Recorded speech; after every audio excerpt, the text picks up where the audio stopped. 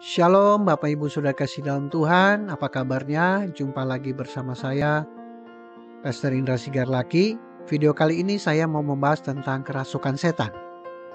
Nah, Bapak Ibu Saudara kasih dalam Tuhan, di dalam Alkitab ya ada cerita orang yang kerasukan setan, baik di dalam Perjanjian Lama maupun Perjanjian Baru. Dan tentunya sampai hari ini ya kita masih mendengar ada orang-orang yang kerasukan setan, atau mungkin di lingkungan gereja kita ya ada saudara-saudara kita yang kerasukan setan. Lantas bagaimana orang percaya menghadapi orang-orang yang dirasuki setan? Tuhan Yesus memberikan kuasa kepada murid-muridnya untuk mengusir setan-setan. Kita bisa temukan dalam ayat di Injil Markus pasal 3 ayat 14-15.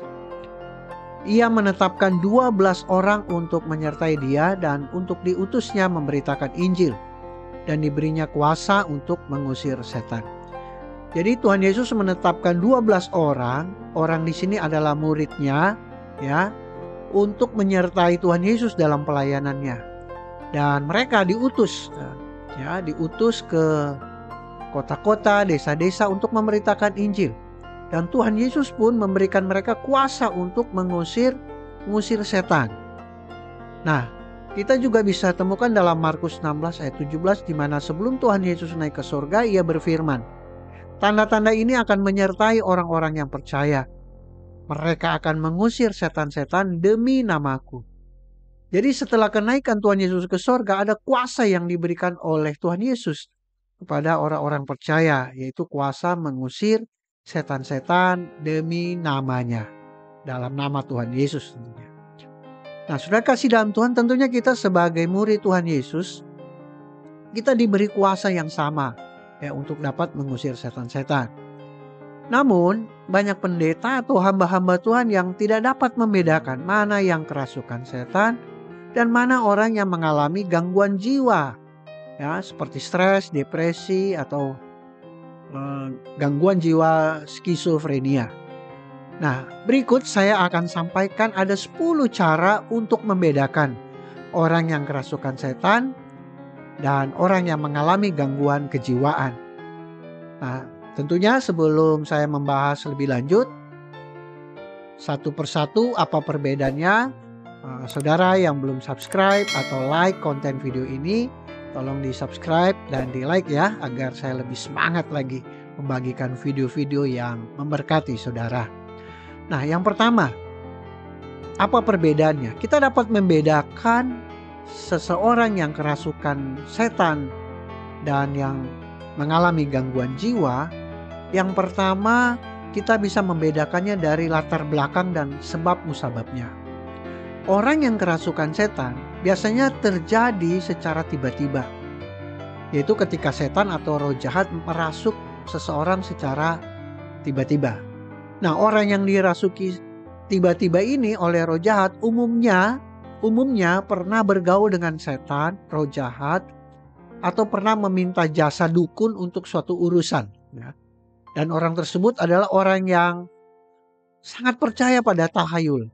Nah, orang-orang seperti ini yang mudah sekali atau dapat dirasuki oleh setan. Nah, bagaimana dengan gangguan jiwa ya? Latar belakang orang yang gangguan jiwa, seorang yang mengalami gangguan jiwa atau sakit jiwa, itu dapat disebabkan oleh karena keturunan atau sejak dalam kandungan ibunya, di mana saat masih dalam perut ibunya, ibunya mengkonsumsi makanan atau minuman yang mengandung racun yang menyebabkan kegagalan pada pembentukan otak si bayi tersebut. Atau orang tersebut pada waktu kecil ya pernah mengalami kegagalan. Kegagalan ini terpendam dalam hati dan ketika dewasa timbul kembali sehingga membuat jiwanya terganggu. Atau mungkin orang tersebut yang tadinya normal, biasa-biasa saja, kemudian tiba-tiba menjadi gila karena patah hati, atau usahanya bangkrut, atau ditinggal mati anak yang paling disayangi, ya, dan banyak lagi ya, sehingga dia tidak bisa menahan kesedihannya, dan akhirnya mengakibatkan ya, dia mengalami penyakit jiwa. Nah, tentunya sebagai konselor atau pendeta atau gembala ya, sebelum kita melayani orang yang kerasukan setan, kita harus mendapat informasi terlebih dahulu tentang latar belakang atau sebab musababnya orang tersebut, sehingga kita bisa membedakan apakah dia kerasukan setan atau dia mengalami gangguan jiwa. Nah, yang kedua, kita dapat membedakan orang yang kerasukan dan orang yang mengalami gangguan jiwa adalah dari gejala-gejala yang tampak pada matanya. Nah, orang yang kerasukan setan, umumnya sinar matanya itu sangat ganas dan menakutkan ya saudara. Nah, sedangkan orang yang mengalami gangguan jiwa, sinar matanya seakan-akan tampak berat ya, seperti orang yang mengantuk begitu. Atau dapat pula mata orang tersebut ya, dia memandang pada satu arah atau pada satu titik fokus yang tanpa bergerak. Jadi dia hanya memiliki satu pandangan saja. Bahkan ada yang kadang-kadang matanya dapat terbalik saudara ya, dan hanya bagian putihnya saja yang nampak. Nah, itulah ciri-ciri orang yang mengalami gangguan jiwa.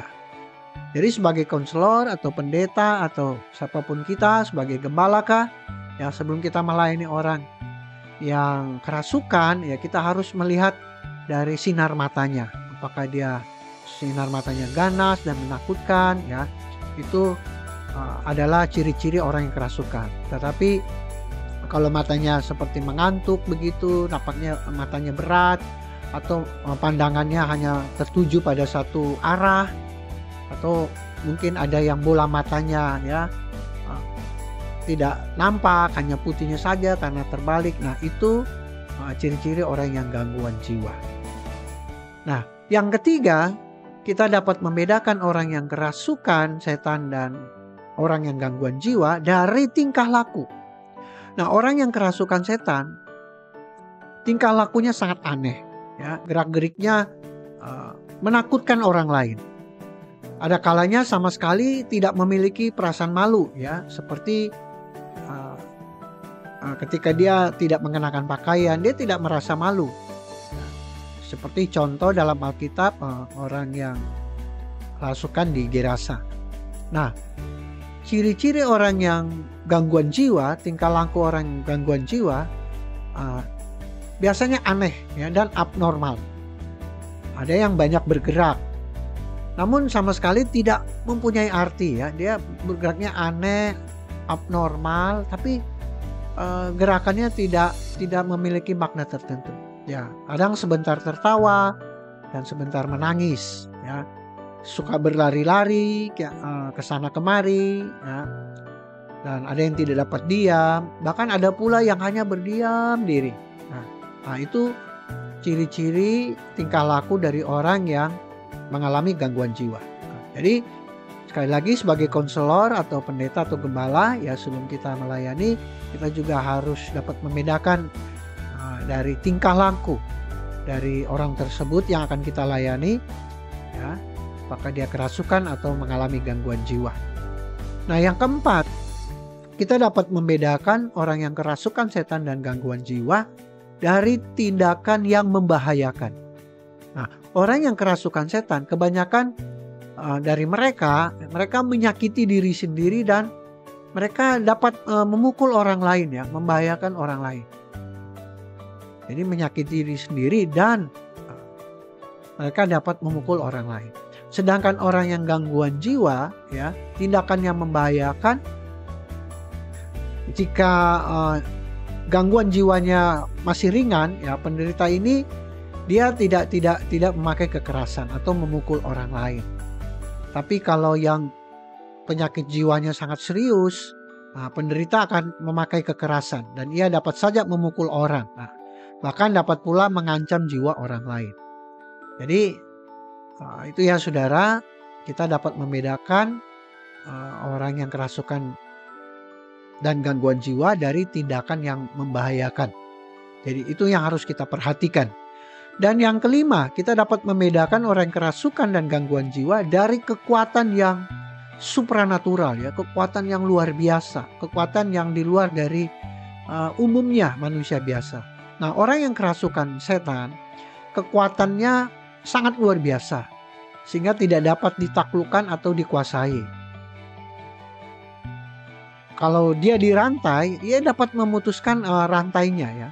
Akan tetapi ada juga orang yang kerasukan setan, dia hanya berbaring di tempat tidur bagaikan orang yang sakit lumpuh, jadi terbaring kaku, ya. Ada juga yang seperti itu. Lantas orang yang gangguan jiwa, ya, jika dia kambuh, penyakitnya kambuh, kekuatan dari orang yang mengalami gangguan jiwa ini itu bisa menjadi luar biasa kuatnya. Tetapi kekuatannya ini ada batasnya. Nah, kadang-kadang juga terjadi bahwa penderita ini tidak mempunyai kekuatan lagi, bahkan lemas gitu ya. Nah, itu perbedaan orang yang kerasukan dan gangguan jiwa dari kekuatan yang supranatural. Nah, kita bisa membedakan dari hal ini.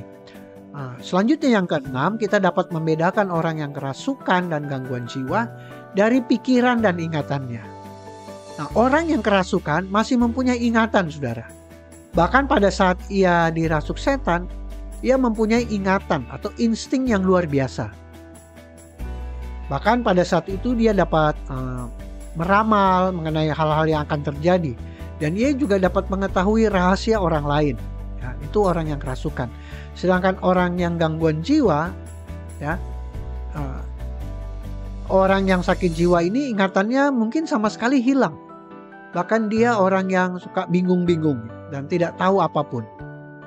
Bahkan ucapannya tidak mempunyai logika atau ucapan-ucapannya sangat kacau. Jadi sebagai konselor kita harus dapat membedakan dari pikiran dan ingatan, ya.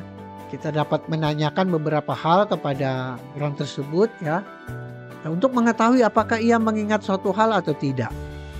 Jadi kita bisa membedakan itu, ini orang kerasukan atau gangguan jiwa.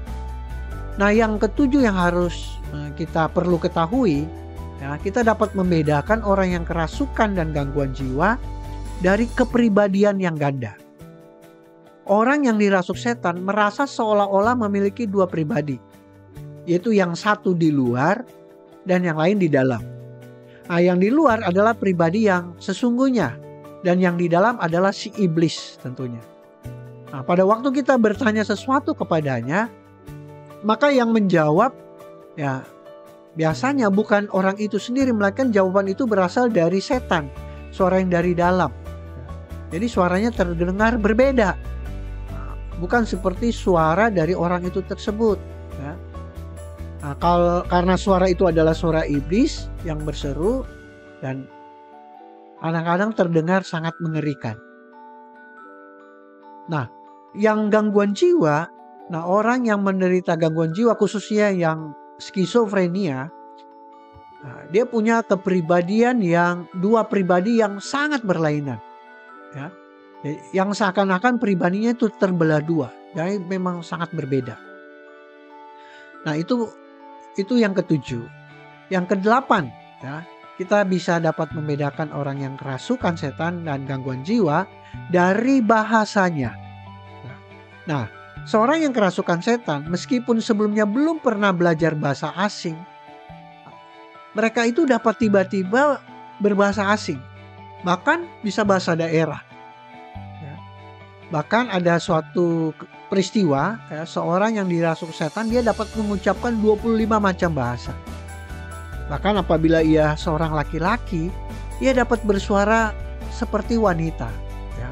Demikian juga sebaliknya, jika yang kerasukan wanita, ada yang dia bisa berkata-kata, suaranya terdengar suara laki-laki. Nah, sedangkan yang gangguan jiwa, orang gangguan jiwa dia tidak dapat berbahasa asing atau bahasa daerah atau bahasa lain lah, ya. Seakan-akan ia lupa akan semua bahasa yang ia pernah pelajari, ya, sebelumnya. Mungkin sebelumnya dia bisa bahasa asing, bisa bahasa Inggris, bahasa Perancis, ya. bisa berbahasa macam-macam, tapi ketika dia mengalami gangguan jiwa, semua yang bahasa yang dia pelajari, ya dia akan terlupakan itu semua. Nah, orang ini suka berbicara kepada orang lain dengan kata-kata yang biasanya diucapkan berulang-ulang. Nah, kadang-kadang ia berbicara kepada dirinya sendiri, ya. Dia bicara dengan dirinya sendiri.